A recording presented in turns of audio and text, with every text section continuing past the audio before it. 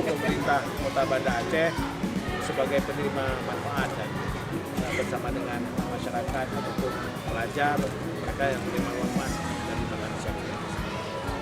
Insya Allah, alhamdulillah program makan siang gratis yang diinisiasi oleh Bapak Presiden dapat berjalan dengan baik. Seperti kita lihat tadi menunya untuk hari perdana ini ada lauknya ayam, sayurnya tadi ada sayur kangkung, tumis kangkung, terus ada tempe, alhamdulillah, ya nasi, terus ada buahnya, ada pisang.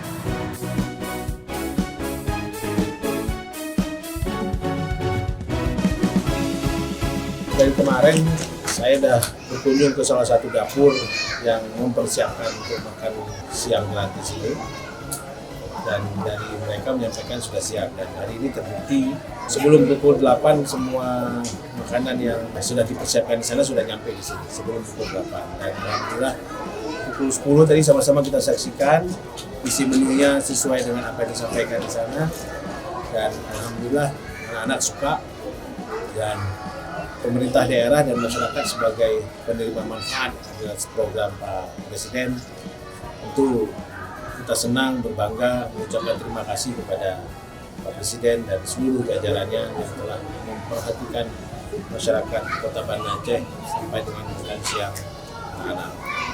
Tadi kita sudah saksikan sama-sama anak-anak makan dengan lahap, dan insya Allah menjadi berkah untuk kita semua.